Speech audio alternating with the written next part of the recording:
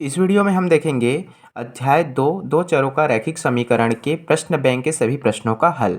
ठीक है, तो यहाँ पर हमने अध्याय 1 पढ़ा चुका है, जो वहाँ पर सभी प्रश्न जो भी प्रश्न बैंक पे क्वेश्चंस दिए थे उसके सारे सॉल्यूशंस वहाँ पर दे दिए हैं पिछले वीडियो में। तो आज हम देखेंगे अध्याय दो चरों का रैखिक समीकरण। तो इसमें पहला है अति लघु उत्तरी प्रश्न, 1 अंक का प्रश्न है।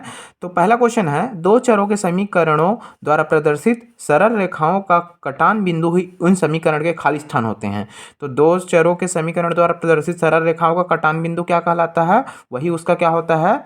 हल होता है। ठीक है, तो वही क्या होता है? उसका हल होते हैं। दूसरा क्वेश्चन है, जब दो चरों के समीकरणों द्वारा प्रदर्शित सरल रेखाएं समांतर होती हैं तो उन समीकरणों का कोई भी हल नहीं होता, क्योंकि उन रेखाओं में कोई बिंदु खाली स्थान नहीं होता। तो क्या नहीं होता है? कोई भी यदि हम समांतर रेखाएं देखें तो उसमें कोई भी बिंदु क्या नहीं होते हैं। ये समांतर रेखा देखूं तो उसमें कोई भी बिंदु क्या नहीं है? उभयनिष्ठ नहीं है, उभयनिष्ठ नहीं है। ठीक है, तो ये आ जाएगा इसका आंसर उभयनिष्ठ। तीसरा क्वेश्चन है, क्या आप इस बात से सहमत हैं कि समपाती रेखाएं प्रदर्शित करने वाले दो चरों के समीकरण के अंततः अनेक हल होते हैं? तो हाँ, इस बात पर हम सहमत हैं। ये क्या है? एकदम सही कथन है। ठीक, तो ये क्या है? सही है। यदि समीकरण निकाय a1x प्लस b1y बराबर c1 तथा a2x प्लस b2y बराबर c2 हो, तब सभी निकाय के अद्वितीय हल रखने का प्रतिबंध क्या होगा? क्या होगा? सभी निकाय के अद्वितीय हल होना चाहिए। तो क्या होगा? a1 a2 बराबर नहीं होना चाहिए b1 b2। तो इसका आंसर क्या हो जाएगा? अद्वितीय हल के लिए ये हो जाएगा, अंततः अनेक हल के लिए ये होता है, और कोई हल नहीं के लिए ऑप्शन सी होता। ठीक है, तो यहाँ पर क्या बोल रहा है? अद्वितीय हल होता, तो ये ऑप्शन आपका ए रहेगा। पांचवा क्वेश्चन है, समीकरण निकायों के संगत चरों के गुणांकों का अनुपात यदि उनके अचरों के अनुपात के बराबर हो तो समीकरण निकाय का हल क्या होगा? देखो, चर किसको बोलते हैं? चर हो गया आपका A B C D X Y Z. ठीक है, तो चर के गुणांकों मतलब जो अभी हमारे चर के गुणांकों, जैसे ये क्या हो गया? हमारा चर हो गया और इसका ये गुणांक हो गया। तो इसका जो अनुपात, उनके अचरों के अनुपात, तो इसके अचर कौन हो गया? ये के बराबर होता है। तो ये बराबर होता है तो कौन सा कंडीशन में होता है? अंततः अनेक हल के लिए होता है। ठीक है, तो समीकरण निकायों के संगत चरों के गुणांकों का अनुपात यदि उनके अचरों के अनुपात के बराबर हो तो समीकरण निकाय का हल क्या होगा? तो उसका अंततः अनेक हल होंगे। ठीक, नेक्स्ट क्वेश्चन पे आते हैं अपन क्वेश्चन नंबर दूसरा पे। ठीक है, क्वेश्चन नंबर अति लघुत्तरी प्रश्न, 2 अंक के प्रश्नों पर आते हैं। तो पहला क्वेश्चन है, समीकरण 15x माइनस 3y बराबर 14 एवं 60x माइनस 12y बराबर 56 का हल किस प्रकार का है? तो हमें हल इसका किस प्रकार का है वो चेक करना है कि इसका हल क्या अनेक हल है, क्या कोई हल नहीं है, या अद्वितीय हल है। तो चेक करने के लिए हमें इसका कंपेयर किससे करना पड़ेगा? समीकरण से करना पड़ेगा। तो यहाँ पर मैं निकाल लिया a1, यहाँ से निकाल लिया b1 माइनस 3 हो गया, और c1 क्या आ गया? 14। उससे समीकरण 2 से हम क्या निकाल लेंगे? a2 60 है, b2 निकाल लिया माइनस 12, और c2 निकाल लिया ये 56। ठीक है, अब हम रेशियो निकालेंगे a1 a2 का रेशियो क्या है? 1/4। b1 b2 का कितना है? 1/4 आया। c1 c2 तो 1/4 ये मान रखना है। ठीक है, जैसे c1 का 14 है और c2 का 56 है तो 14/56, तो 1/4 आ गया। अब देखो यहाँ पर तीनों आपस में क्या है? बराबर है। a1 a2 बराबर है किसके? b1 b2 के। बराबर है किसके? c1 c2 के। तो दिए गए समीकरण निकाय का क्या है? अंततः अनेक हल हैं। तो ये आपका दूसरा क्वेश्चन था। नेक्स्ट क्वेश्चन की बात करते हैं। क्वेश्चन नंबर दूसरा की, यदि x बराबर 2 y बराबर 4 है तो समीकरण 7x माइनस 4y बराबर p में p का मान ज्ञात कीजिए। तो 7x माइनस 4y बराबर p है, तो समीकरण में x बराबर क्या रखेंगे? यहाँ पर x बराबर 2 तथा y बराबर 4 रखेंगे। क्यों? क्योंकि यहाँ पर दिया हुआ है। तो x बराबर 2 रखेंगे तो 7 गुणित हो जाएगा 2, माइनस का माइनस, 4 का 4, y का रख देंगे हम मान 4, तो ये 4 हो गया। बराबर का बराबर और p का p, तो 7 दूनी 14, 14 का ये लिख दिया 14, माइनस का माइनस, 4 चौके 16, बराबर का बराबर और ये p का p हो गया। तो p बराबर क्या होगा? 14। घटेगा, एक प्लस में है एक माइनस में है तो घटेगा, बड़ा वाला किस में है माइनस में, तो माइनस में आएगा आंसर। तो 16 में 14 घटा दो तो क्या बचेगा 2 बचेगा, तो इसका आंसर हो गया -2। ठीक है, नेक्स्ट क्वेश्चन पे आते हैं। क्वेश्चन नंबर तीसरा। क्वेश्चन नंबर तीसरा क्या है, के का मान ज्ञात कीजिए यदि एक सरल रेखा 2x माइनस के वाई बराबर 9 बिंदु 1 माइनस 1 से गुजरती है। तो सरल रेखा का समीकरण दिया हुआ है 2x माइनस के वाई बराबर 9, तो 2x माइनस के वाई बराबर 9, यह रेखा बिंदु 1 माइनस 1 से गुजरती है। अतः समीकरण में x बराबर क्या रखेंगे 1 और y बराबर क्या रखेंगे -1 रखने पर, तो यहाँ पर रख दो, x बराबर क्या रख दिया 1 रख दिया, तो 2 का 2 हो गया, गुणित एक x की जगह पे 1, माइनस का माइनस, के का के, y के जगह पे क्या रखेंगे अपन -1, तो y की जगह पे -1 रख दिया, बराबर 9 का बराबर 9, 2 1 कम 2, ये माइनस है और ये माइनस है, तो माइनस और माइनस का गुणा क्या हो जाता है प्लस, और के का गुणा 1 के साथ, तो के बराबर 9, तो के बराबर क्या हो जाएगा 9, ये 9 इधर, ये 2 को उधर भेज दूंगा तो -2 हो गया, तो के का मान क्या आ जाएगा 7 आ जाएगा। ठीक है, नेक्स्ट क्वेश्चन पे बात करते हैं। चौथा क्वेश्चन, समीकरण निकाय x प्लस वाई बराबर 45 तथा x माइनस वाई बराबर 13 को कथन के रूप में लिखिए। कथन के रूप में लिखना है तो इसको कैसे लिख सकते हो, दो संख्याओं का योग क्या है 45 है तथा उनका अंतर क्या है 13 है, तो इस प्रकार आप कथन के रूप में लिख सकते हो। नेक्स्ट क्वेश्चन को भी हमें क्या लिखना है, कथन के रूप में लिखना है।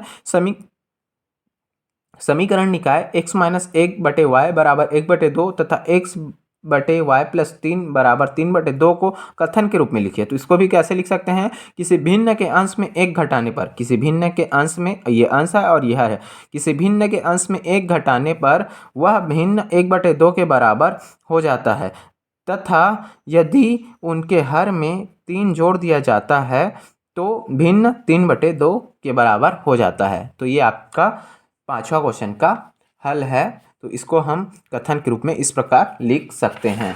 ठीक, नेक्स्ट क्वेश्चन पे आते हैं अपन, ये है नेक्स्ट क्वेश्चन, छठवां क्वेश्चन। नरेश ने अपनी पुत्री से कहा कि 7 वर्ष पूर्व मेरी आयु तुम्हारी आयु से 7 गुनी थी और अब से 3 वर्ष बाद मेरी आयु तुम्हारी आयु की 3 गुनी हो जाएगी। इस कथन को एक समीकरण के रूप में लिखिए।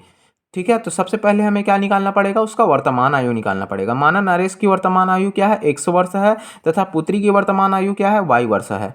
7 साल पहले नरेश का भी आयु 100 वर्ष है, तो 7 साल पहले कितना है 7 साल कम कर देंगे और उसके पुत्री के में भी क्या कर देंगे 7 साल कम कर देंगे, तो ये y माइनस 7 वर्ष। अब क्या बोल रहा है, अपनी पुत्री से कहा कि 7 वर्ष पूर्व मेरी आयु तुम्हारी आयु से 7 गुनी थी, तो मेरी आयु जो है अर्थात पिता की आयु, नरेश की आयु उसकी पुत्री की आयु से कितनी गुनी है तो 7 गुनी है, तो ये 7 का मल्टीप्लाई कर दिया। अब 7 का मल्टीप्लाई कर दिया तो x माइनस 7 का x माइनस 7, अब 7 का गुणा इन दोनों के साथ तो 7y और 7 सत्ते 49, ये प्लस और माइनस माइनस आ गया। ठीक है, अब सबको मैं इस साइड ले आ रहा हूँ, x माइनस ये 7y इधर आएगा तो -7y हो गया, ये -7 का -7 और ये 49 इधर आएगा तो +49 बराबर 0 का 0, x माइनस 7y प्लस ये हो जाएगा 49 में 7 गया तो 42 बराबर 0। अब 3 साल बाद की बात कर रहे हैं, तो 3 साल बाद नरेश की आयु x प्लस 3 हो जाएगा और 3 साल बाद पुत्री की भी आयु क्या हो जाएगा y प्लस 3 हो जाएगा, 3 साल जुड़ जाएगा वर्तमान आयु में। तब क्या होता है 3 वर्ष बाद मेरी आयु तुम्हारी आयु की 3 गुनी हो जाएगी, तो पिता नरेश का आयु उसकी पुत्री की आयु का 3 गुना हो जाएगी, तो इसका पुत्री की आयु y प्लस 3 है तो 3 गुनी हो गई। अब यहाँ से भी आप सॉल्व कर सकते हो, x प्लस 3 का x प्लस 3 हो गया बराबर 3 का गुणा इन दोनों के साथ तो 3y प्लस 3 दिया 9, x माइनस 3y प्लस, अब ये x का x यहीं पर है, ये 3 इधर आएगा तो -3y हो गया प्लस 3 और ये 9 इधर जाएगा तो -9 बराबर 0, x माइनस 3y माइनस 6 बराबर 0। तो ये आपका हो गया, दो समीकरण के रूप में इसको लिखना था, हल नहीं करना था इसका, नहीं तो आप बता भी सकते थे कि नरेश की वर्तमान आयु इस दोनों समीकरण को सॉल्व करके, ये समीकरण 1 और ये समीकरण 2 को सॉल्व करके आप बता भी सकते थे कि ये क्या है, उनके वर्तमान या 7 साल पहले या 3 साल बाद उनकी उम्र क्या है वो भी आप बता सकते थे x और y का मान निकाल के। ठीक, अब हम देखेंगे नेक्स्ट क्वेश्चन में यहाँ पर देखो, एक त्रिभुज ABC में कोण A x डिग्री है, कोण B 3x अंश है एवं कोण C y डिग्री है। यदि 3x अंश माइनस 5y अंश बराबर 30 अंश हो तब सिद्ध कीजिए कि यह एक समकोण त्रिभुज है। तो यहाँ क्वेश्चन जो है गलत दिया हुआ है। इस क्वेश्चन को हम इस प्रकार से हल कर रहे हैं, यदि 3x माइनस 5y लेकर, तो ये क्वेश्चन का आंसर हमारा गलत आ रहा है। ये आ रहा है भिन्न में आ रहा है, ठीक है, भिन्न में आ रहा है। तो ये क्वेश्चन जो है आपके गलत दिया हुआ है। यहाँ पर आपका y रहता और यहाँ पर x रहता, तब इस क्वेश्चन का हल सही से सॉल्व कर पाते। तो इसको मैं सही क्वेश्चन लिख के सॉल्व किया हूँ, उसको सॉल्व करते हैं, ठीक है।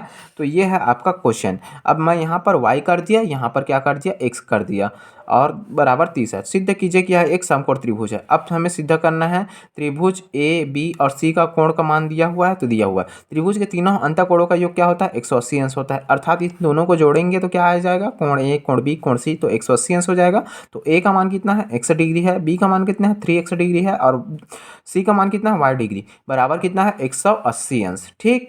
तो अब ये x और ये x 4x degree plus y degree बराबर कितना हो गया 180। समीकरण नंबर 1 हो गया। और दूसरा समीकरण दिया हुआ है 3y माइनस 5x बराबर 30, तो दिया है 3y माइनस 5x बराबर 30, ठीक है। x वाले को मैं पहले लिख लिया तो माइनस 5x हो गया प्लस 3y बराबर 30, तो ये समीकरण नंबर 2 हो गया। अब समीकरण 1 और समीकरण 2 को आप किसी भी विधि से हल करके आप इसमें से x और y का मान निकालोगे। तो मैं कौन सा यूज़ कर रहा हूँ, समीकरण 1 में 3 का गुणा करके समीकरण 2 को घटाने पर, ठीक है। समीकरण 1 में क्या करूंगा मैं, समीकरण 1 में 3 का गुणा करूंगा तो ये y वाला क्या हो जाएगा, बराबर हो जाएगा, जिससे कि मैं क्या कर दूंगा, समीकरण 2 को घटाऊंगा तो ये क्या हो जाएगा, कट जाएगा और x का मान निकल जाएगा। समीकरण 1 में 3 का गुणा करने पर, तो यहाँ पर समीकरण 1 में 3 का गुणा करूंगा तो 3 चौक 12x और 3y बराबर 18 तिया 54 540, ठीक है। अब देखो इसको घटा रहे हैं तो माइनस 5x प्लस 3y बराबर 30 को घटा रहे हैं ना, तो ये माइनस जो है प्लस हो जाएगा, ये प्लस माइनस हो जाएगा, ये प्लस जो है माइनस हो जाएगा। तो ये 12x प्लस 5x कितना हो जाएगा 17x, ये प्लस 3y है माइनस 3y है, तो ये कट गया। ये 540 में 30 घटेगा तो कितना बचेगा 510, तो x बराबर क्या हो जाएगा 510 बटे 17, 17 कम 17 17 34 17 3 51, तो x बराबर क्या आ गया 30 अंश आ गया। तो x बराबर 30 अंश आया ना, x का मान समीकरण कहीं पर भी रख दो, 1 में रख दो या 2 में रख दो, ठीक है। समीकरण 1 में रख दो या 2 में रख दो, मैं कहाँ पर रखा हूँ समीकरण 1 में, तो समीकरण 1 में रखूँगा तो ये 4 गुणित 30, 30 4 गुणित 30, तो ये 4 गुणित 30 प्लस y बराबर 180 अंश हो गया। तो 120 प्लस y बराबर कितना हो जाएगा 180 अंश, ये 4 तिया 12, 120 प्लस का प्लस y का y बराबर 180 अंश हो गया।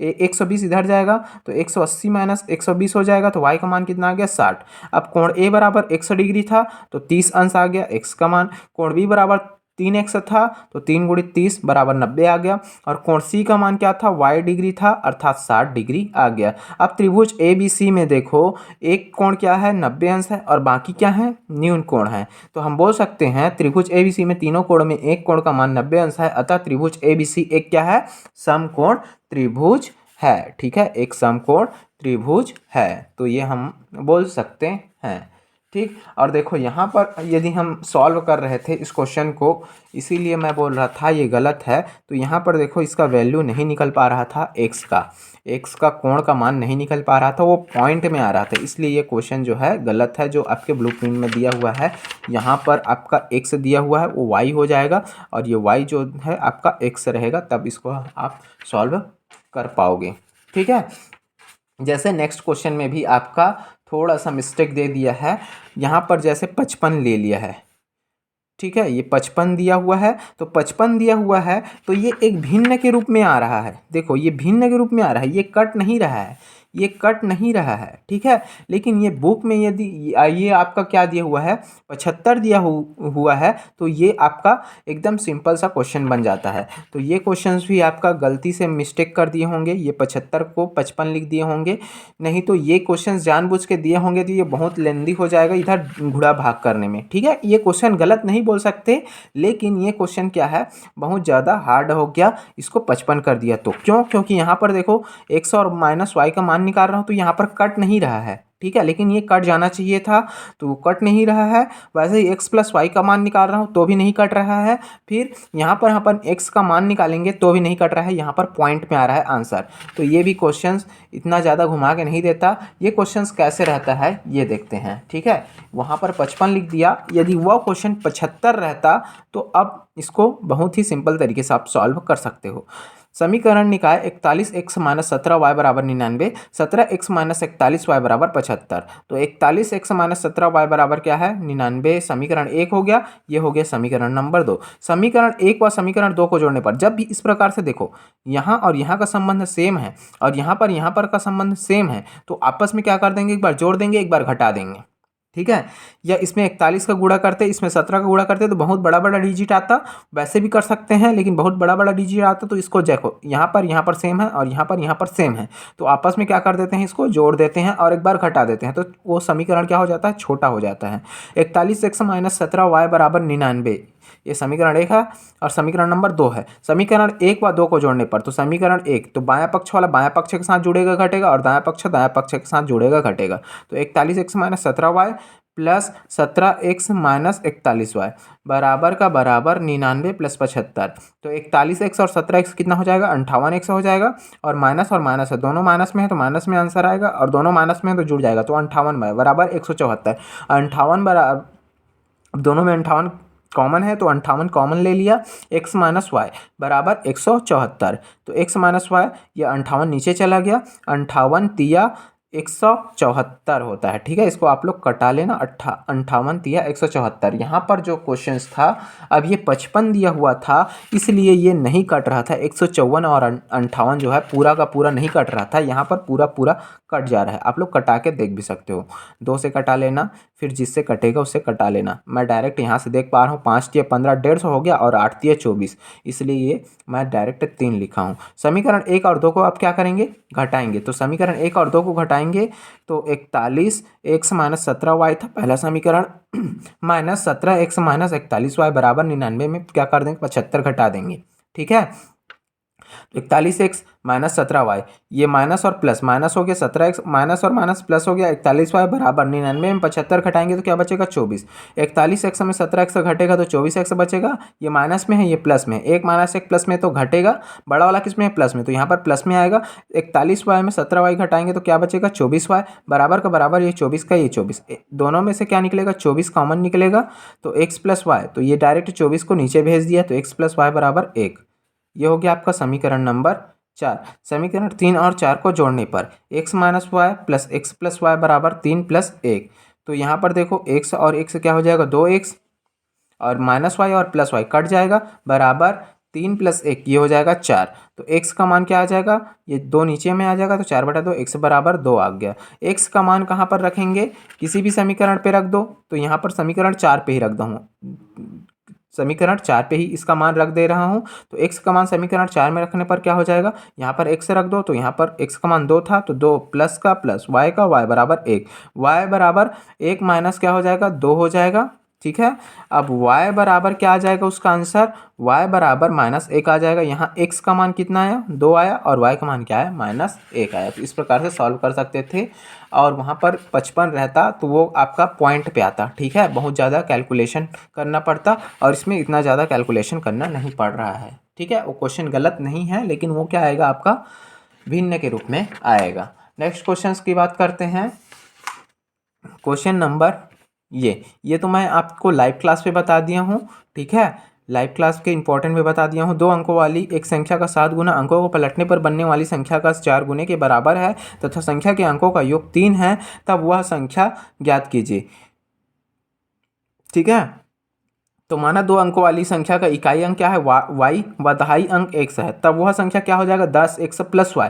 ये क्यों हुआ था अपन लाइव क्लास में डिस्कस कर चुके हैं। ठीक है, लाइव क्लास मोस्ट इंपॉर्टेंट वाला क्वेश्चंस देखना, 2 दिन पहले वीडियो अपलोड किए हैं, वहां पर से आप देख सकते हैं। प्रश्नानुसार तो देखो अब क्या बोल रहा है, 2 अंकों वाली संख्या का 7 गुना अंकों को पलटने पर बनने वाली संख्या के 4 गुने के बराबर है। तो 7 गुना अंकों को पलट दिए, अब x की जगह पे क्या हो गया y, और y की जगह पे x हो गया, तो उसके 4 गुने के बराबर हो जा रहा है। ठीक है, तो 4 गुने के बराबर हो जाएगा। अब इसको गुणा करेंगे, 7 दहम 70x और 7y बराबर का बराबर 4 दहम 40y बराबर प्लस 4 का गुणा x के साथ, तो 4x हो गया। ठीक है, 70x minus 4x plus 7y minus 40y ये इधर ले आया। ठीक है, तो ये 70x हो गया, ये 4x इधर आएगा माइनस 4x, अब प्लस का प्लस 7y, और ये माइनस 40 इधर आएगा तो प्लस 40 इधर आएगा तो माइनस 40y बराबर 0। अब ये आ जाएगा 66x माइनस 33y बराबर 0। 33 दोनों में से कॉमन निकल रहा है, तो क्या बचेगा, 2x माइनस वाई बराबर 0। 2x माइनस वाई बराबर 0। ठीक है, तो 2x वाई, अब ये 33 नीचे गया तो 0 से 33 को भाग देंगे तो 0 ही आएगा। तो ये हो गया आपका समीकरण नंबर 1। और दूसरा समीकरण क्या बोला है, तथा संख्या के अंकों का योग 3 है, तो संख्या का अंकों का योग x प्लस वाई बराबर 3 है। अब दो समीकरण प्राप्त हो गए, दोनों समीकरण से हम क्या निकालेंगे, x और y का मान निकालेंगे। देखो ये माइनस में है, प्लस में है, दोनों समीकरण को जोड़ दूंगा तो ये कट जाएगा और x का मान निकल जाएगा। समीकरण 1 व 2 को जोड़ने पर 2x minus Y plus x plus Y बराबर 0 और 3 हो गया। तो ये 2x और ये x 3x हो गया, ये माइनस वाई ये प्लस वाई ये कट गया, तो 3x बराबर क्या आ गया, 3 आ गया। तो x बराबर 3/3, x का मान क्या आ गया, 1 आ गया। x का मान समीकरण कहाँ पर रखने पर, 2 में रखने पर, किसी भी समीकरण पे रख सकते हो तो सेम वैल्यू आएगा। x का मान समीकरण 2 में रखने पर, समीकरण 2 में रख रहे हैं तो यहाँ पर x का मान 1 रख दिया, प्लस का प्लस, y का y बराबर का बराबर, और ये 3 का 3, ये 1 इधर गया तो माइनस 1 हो जाएगा, तो y बराबर क्या आ गया, 2। अतः वह संख्या क्या हो जाएगा, 10x प्लस वाई, तो 10 गुणित 1 प्लस 2, तो 10 प्लस 2 बराबर क्या आ जा रहा है आपका 12 है। वह संख्या क्या है आपका 12 है। नेक्स्ट क्वेश्चन देखते हैं। क्वेश्चन नंबर ये आपका चौथा है। एक कक्षा के विद्यार्थी पंक्तियों में खड़े हैं। जब प्रत्येक पंक्ति में 4 विद्यार्थी कम कर दिए जाते हैं तब 4 पंक्तियां अधिक बनती हैं, लेकिन जब प्रत्येक पंक्ति में 4 विद्यार्थी और खड़े कर दिए जाते हैं तब 2 पंक्तियां कम हो जाती हैं। कक्षा में विद्यार्थियों की संख्या ज्ञात कीजिए। इस उदाहरण को अपन लाइव क्लास में बताए थे जब अपन इसका सीरीज चला रहे थे तब। ठीक है, माना पंक्तियों की संख्या x है तथा प्रत्येक पंक्ति में विद्यार्थियों की संख्या क्या है, y है। तब कुल विद्यार्थियों की संख्या पंक्तियों की संख्या गुणित प्रत्येक पंक्ति में विद्यार्थियों की संख्या हो जाएगा, इसलिए ये हो जाएगा xy। जब प्रत्येक पंक्ति में 4 विद्यार्थी कम कर दिए जाते हैं तब प्रत्येक पंक्ति में विद्यार्थियों की संख्या क्या हो जाएगा, y माइनस 4 हो जाएगा, और पंक्तियों की संख्या क्या हो जाएगा, x प्लस 4 हो जाएगा। ठीक है, ये लाइव क्लास वाला आप वीडियो देखना, वहाँ पर आपको क्लियर हो जाएगा। ठीक है, अब कौन से वीडियो पे दिया हुआ है ये नहीं पता है, लेकिन इस वाले जो आपका 2 चरों वाले रैखिक समीकरण है उसमें अपन कराए हुए हैं इसको। ठीक है, तो अब कुल विद्यार्थियों की संख्या कितना हो जाएगा, कुल विद्यार्थियों की संख्या x प्लस 4 और y माइनस 4। तो यहाँ से कुल विद्यार्थियों की संख्या एक्स वाई है तो एक्स वाई, और इसका मल्टीप्लाई करेंगे तो x का गुणा इसके साथ तो एक्स वाई, एक्स का गुणा माइनस 4 के साथ तो 4x, और इसका गुणा इस दोनों के साथ तो 4y, और प्लस माइनस माइनस, और 4 चौका 16 हो गया।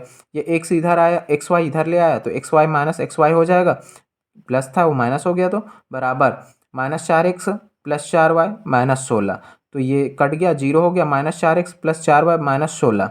ये 4x को इधर ले आया तो +4x हो गया, ये +4x हो गया, और ये +4y को इधर ले आया तो -4y बराबर -16।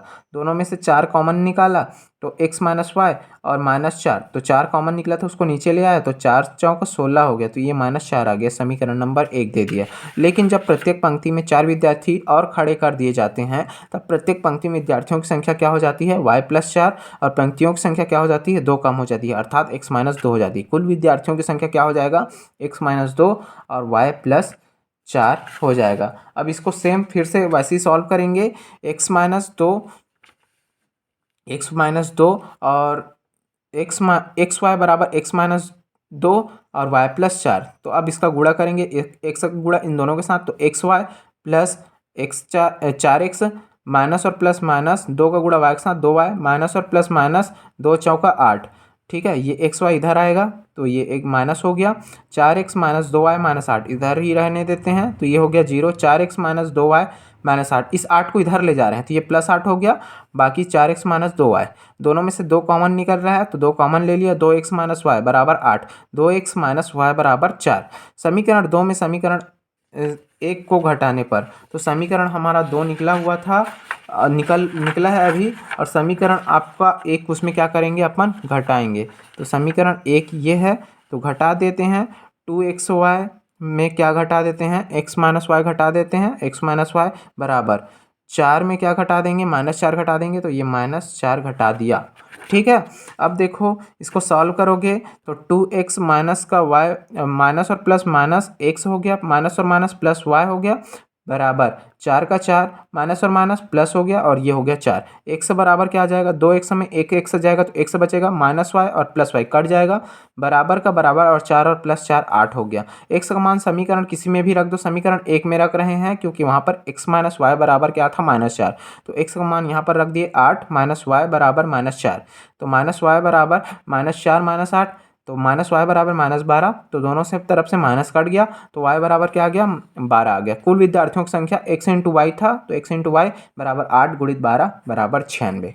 ठीक है, हालांकि ये फास्ट हुआ है, ठीक है, लेकिन ये सारे क्वेश्चंस अपन बता दिए हुए हैं। ये सॉल्यूशन सिर्फ आपको ये है कि आपको ढूंढना ना पड़ेगा कि ये मैं बता रहा हूँ, ये पहले भी हम अपन लाइव क्लास में डिस्कस कर चुके हैं इस सारे क्वेश्चंस को, वहाँ से भी आप देख सकते थे। ठीक है, वीडियो अच्छा लगा तो लाइक कीजिएगा, शेयर कीजिएगा, सब्सक्राइब कीजिएगा। Thank you.